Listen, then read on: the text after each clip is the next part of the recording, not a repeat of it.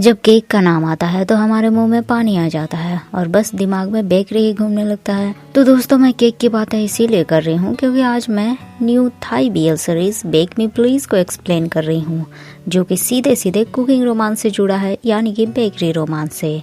कहानी की शुरुआत एक सोशल मीडिया इन्फ्लुएंसर से होती है जो कि एक बेकरी के पास व्लॉग बना रहा है। उस बेकरी की खास बात ये है कि वहाँ सबसे टेस्टी केक मिलता है और बस दिन में 20 पीसेस ही मिलते हैं। और इससे भी ज्यादा जरूरी बात तो ये है कि वहाँ के शेफ और ओनर कुछ ज्यादा ही हैंडसम हैं। आज भी केक के लिए सबके लाइन लगे थे, लेकिन एक मोटी लड़की ने सारे टोकन उठा लिए। उसे सारे केक अकेले ही चाहिए थे, पर ये तो रूल के खिलाफ है। सोशल मीडिया इन्फ्लुएंसर ने लड़की से एक टोकन अपने लिए मांगा, पर मोटी लड़की देने के लिए बिल्कुल तैयार नहीं थी। और उन्होंने भी लड़की को बोला हमें भी टोकन चाहिए, पर फिर भी नहीं मानी वो। सोशल मीडिया इन्फ्लुएंसर ने टिकट उससे छीनने की कोशिश की और इसी छीना झपटे में टिकट के 2 टुकड़े हो गए।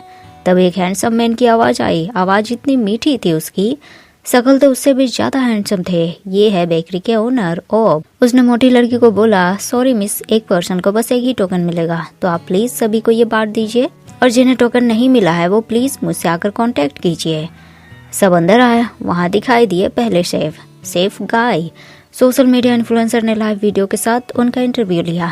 ओब और गाय ने बताया ओब की माँ का ये बेकरी हुआ करता था, तो उसने माँ को अपने लिए भी बेकरी खोलने को कहे, और यहाँ का स्पेशल डिश दूसरे शेफ बनाते हैं जो बस दिन में 20 पीसेस ही बनाते हैं। सोशल मीडिया इन्फ्लुएंसर को भी इतने टेस्टी केक बनाने वाले से मिलने का मन किया, और इसके साथ ही एक और हैंडसम शेफ की एंट्री हुई। सीरीज के लीड कैरेक्टर सीन और बेकरी के मेन शेफ भी। आदमी हैंडसम है, टैलेंटेड भी है, पर शायद सोशल होना उसे बिल्कुल पसंद नहीं।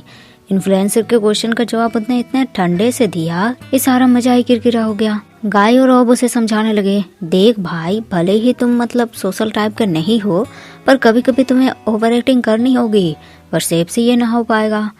तो हम मिल लिए हमारे फर्स्ट लीड कैरेक्टर से, जिसका नाम है सीन। अब सेकंड लीड कैरेक्टर की बारी है। एक बूढ़ी लेडी स्टॉल लगाकर होममेड केक बेच रही थी। तभी एक बच्चे का फुटबॉल लगभग दादी के स्टॉल को बर्बाद ही कर देता, लेकिन एक हैंडसम मैन ने बॉल को पकड़ लिया। यही है हमारा सेकंड लीड कैरेक्टर पीच। और ये बूढ़ी लेडी है उसकी दादी। पीच का सपना है कि एक दिन उसका खुद का बेकरी हो, जहाँ वो खुद टेस्टी टेस्टी केक बनाए, पर सपने यूं ही पूरे नहीं होते। बच्चा अपना फुटबॉल लेने आया। बच्चे की माँ ने उन्हें सॉरी कहा। बच्चे को केक काफी पसंद आया, पर माँ के पास उतने पैसे नहीं थे। दादी ने डिस्काउंट पे उसे केक दे दिए। पीच बोलने लगा, दादी ये क्या किया, ऐसे में तो हमारा प्रॉफिट होने से रहा।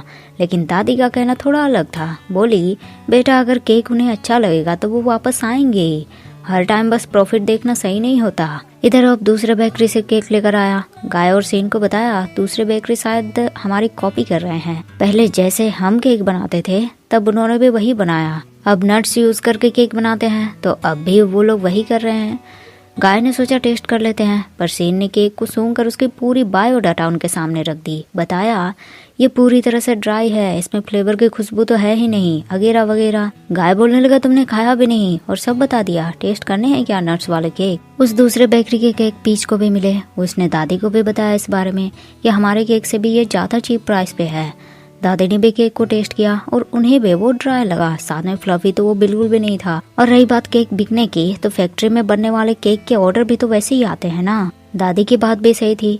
वैसे दादी भी पीच के सपने से बिल्कुल अनजान नहीं थी, उन्हें सब मालूम था। उन्होंने अपनी कुछ जमा पूंजी पीच को दिए, उसे अपने सपने पूरे करने के लिए कहा, क्योंकि जहाँ तक उनका सवाल है तो वो पीच की माँ का सपना था कि वो केक बनाए, और दादी उस सपने को पूरा कर रही हैं, उन्हें इससे खुशी मिलती है। और अगर पीच खुद के सपने को पूरा करता है तो इससे उसे खुशी मिलेगी और दादी भी खुश होंगी। पीच उनकी बातें मान गया। शाम में ओब अपने घर लौटा तो उसका छोटा भाई एटॉम भागते हुए उसे चिपक गया। खुद को बचाने की रिक्वेस्ट करने लगा। एटॉम को किसी दुश्मन से नहीं बल्कि अपनी माँ से खतरा था। माँ उसे ओब के साथ बेकरी में काम सीखने के लिए बोल रही थी, पर ओब को इसमें इंटरेस्ट था ही नहीं। लेकिन माँ तो अपने बच्चे के लिए बेस्ट जानती है ना। ओब ने भी मना किया, पर माँ तो माँ होती है। उन्होंने सीधे ओब को बोला कि एटॉम को सीन का असिस्टेंट हायर करे। ओब को माननी पड़ी माँ के बात, लेकिन एटॉम अकेला बलि का बकरा क्यों बने। उसने अपने जिगरी यार को भी इसमें शामिल करने का फैसला किया। पहुंच गया पीच से मिलने। भाई के बेकरी के केक भी लेकर आया उसके लिए। पीच बड़ा खुश हुआ केक खाकर, और एटॉम ने लगे हाथ उसके सामने बात रख दी। पीच, अगर तुम्हें केक इतना बढ़िया लगा तो तुम इसे प्रोफेशनल शेफ से सीखना चाहोगे? मेरे पास एक रास्ता है। इसके बाद पीच ने सोचा शेफ सीन के केक को कॉपी कर लिया जाए। वो आया इंग्रेडिएंट्स खरीदने और जैसे ही उसने इंग्रेडिएंट्स उठाने चाहे कोई और भी उसे लेने के लिए आ गया। पीच ने तुरंत इंग्रेडिएंट्स तो ले लिए पर आदमी को जाना पहचाना लगा। आदमी को भी वो चाहिए था। उसने पीच से पूछा, तुम ये सब क्यों ले रहे हो? पीच बड़े भोले तरीके से बोलने लगा, मुझे सेफ सीन के केक बहुत अच्छे लगते हैं, मैं उसे कॉपी करने वाला हूँ। सामने वाला आदमी बोलने लगा, इवन तुम्हारे पास सारे इंग्रेडिएंट्स हैं ना, तो भी तुम मेरे जैसा केक नहीं बना सकते। पीच को आ गया गुस्सा, पर उसे याद आया ये तो सेफ सीन ही है। वापस आकर पीच ने बिल्कुल सेफ सीन की तरह केक बनाया और दादी को उसे टेस्ट करने के लिए दिया। दादी ने रिव्यू दिए, हाँ बढ़िया है पर उतना फ्लफी नहीं है। पीच को भी अपना केक में कुछ कमी महसूस हुआ। दादी ने उसे एडवाइस दिए, बेटा जब भी कोई डिश बनाओ ना तो पूरे दिल से बनाना उसे, और अगर परफेक्ट बनाना चाहते हो तो सेफ सीन से क्यों नहीं सीखते। बस अगले ही दिन पीच एटॉम के साथ पहुंचा बेकरी। सबसे पहले उनकी मुलाकात सेफ गाय से हुई। पीच ने उसके सिग्नेचर डिश की तारीफ की। गाय को अच्छा लगा कि पहली बार किसी ने उसके केक को नोटिस किया, उसे वैल्यू दिया। ओब ने दोनों को एप्रॉन दिए और पता चला वो दोनों सेफ सीन के असिस्टेंट बनेंगे। लेकिन देखा सीन के प्रीवियस असिस्टेंट उसके मुंह पर एप्रॉन फेंक कर चला गया। सीन से परेशान होकर असिस्टेंट ने खुद ही काम छोड़ दिया। ओब ने बताया सीन को कि ये दोनों बनेंगे उसके असिस्टेंट, पर सीन को किसी असिस्टेंट की जरूरत नहीं थी। ऊपर से ये बेकार आदमी तो उसकी केक को कॉपी करता है, ऐसे नाकारा असिस्टेंट तो उसे बिल्कुल नहीं चाहिए। पीच को भी गुस्सा आ गया, उसने भी शर्त रख दी, बोला क्यों ना कंपटीशन रखें, फिर पता चलेगा कि हम काबिल हैं या नहीं, और पास हुए तो बिना रोक टोक के आप हमें असिस्टेंट रखोगे। सीन को खुद पर पूरा कॉन्फिडेंस था और पीच को भी। दोनों ने बनाया केक। एटॉम और गाय बने जज, लेकिन सबको सीन के केक से ज्यादा पीच के केक पसंद आए। भले ही वो थोड़ा फ्लफी नहीं था पर स्मूथ तो सीन के केक से ज्यादा था। सीन को इस बात पर बिल्कुल भरोसा नहीं हुआ, उसने तुरंत केक को खा लिए, पर वो भूल गया था कि नट्स वाले केक से उसे कितनी एलर्जी है।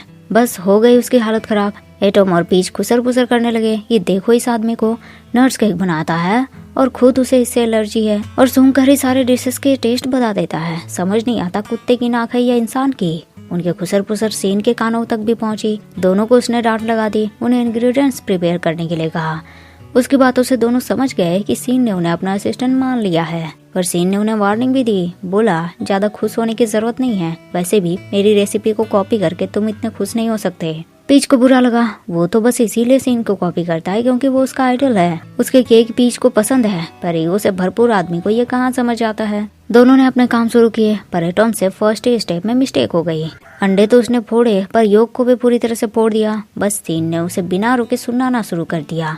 पीच बोलने लगा, इतना भी बड़ा मैटर नहीं है जो ये इतना ओवर रिएक्ट कर रहे हैं। बस सीन तो पीच पर ही टूट पड़ा। पीच को भी आ गया गुस्सा, ये ऐसे आदमी के साथ काम ना ही करो तो ही बेटर है। वो भी अपना एप्रॉन फेंक कर चल दिया। गाय ने उसे समझाने की कोशिश की, बोला पीच तुम प्लीज ऐसे काम छोड़कर मत जाओ, तुम कहो तो मैं तुम्हें सिखा सकता हूँ, तुम मेरे असिस्टेंट बन जाओ।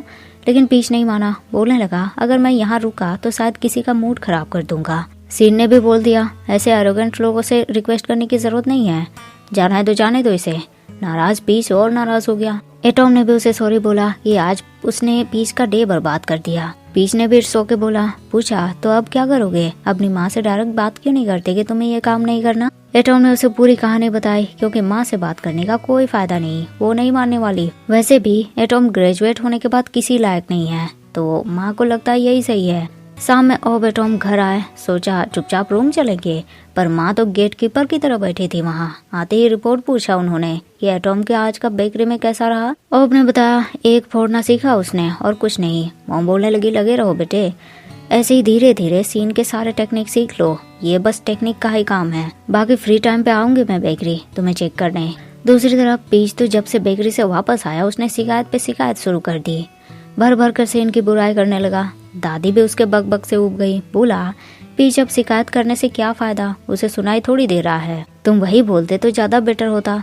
अब चलो छोड़ो ये बातें, सुबह जल्दी उठकर मेरी हेल्प करना, हमारे रेगुलर कस्टमर का ऑर्डर है जो ऑर्फनेज में हर मंथ बच्चों को केक बांटने जाते हैं। पीच को भी याद आया ये तो वही कस्टमर है जो हमेशा उनके केक बाय करते हैं, पर वो कभी उनसे नहीं मिला। दादी को हैरानी हुई कि वो कभी उनसे नहीं मिला। अगले दिन ही पीच केक लेकर ऑर्फनेज पहुंचा, बच्चों को केक बांटे। ओनर ने पीच को शुक्रिया कहा, उसे पैसे पे किए। पीच बोलने लगा वो कस्टमर हमेशा ऐसे ही लिफाफे में पैसे भेज देते हैं, डायरेक्ट ट्रांसफर कभी नहीं करते।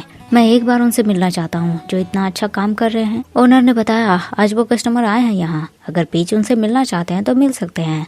उन्हें ये केक भी दे सकते हैं। पीच हैप्पी वो चला उस कस्टमर से मिलने, लेकिन देखा वहाँ तो सेफ सीन खड़े थे। मतलब वो कस्टमर कोई और नहीं, सेफ सीन ही है, और वही हर मंथ दादी से केक बच्चों के लिए बनवाते हैं। पीच को देखते ही सीन बोलने लगा, तुम यहाँ क्या कर रहे हो? यहाँ अगर काम के बारे में डिस्कस करने आए हो तो भूल जाओ, क्योंकि मैं नहीं सुनने वाला। पीच बोलने लगा, इतना भी लंबा ड्रीम मत देखिए सेल्फिश आदमी, मैं यहाँ केक देने आया था। सीन को हैरानी हुई, मतलब जिस केक को वो इतने दिनों से ऑर्डर कर रहे हैं वो केक पीच बनाया करता है।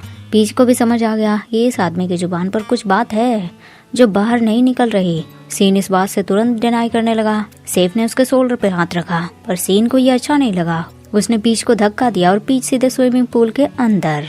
सीन को उस पर हंसी आने लगे। पीच ने उसे ऊपर खींचने के लिए कहा, और जैसे ही सीन ने अपना हाथ दिया पीच उसे भी पानी के अंदर ले आया। वहाँ से घर वापस आकर पीच ने दादी को बताया कि उनका रेगुलर कस्टमर कोई और नहीं बल्कि सीन ही है, और अब जब उसे पता चल गया है कि वो केक मैं बनाया करता हूँ तो वो इस ऑर्डर को लेगा कि नहीं। दादी समझाने लगी, ऐसा नहीं होगा बेटे, मुझे पूरा यकीन है वो पर्सनल और प्रोफेशनल मैटर को अलग करना जानते हैं, लेकिन तुम ये जानते हो या नहीं ये नहीं कह सकते।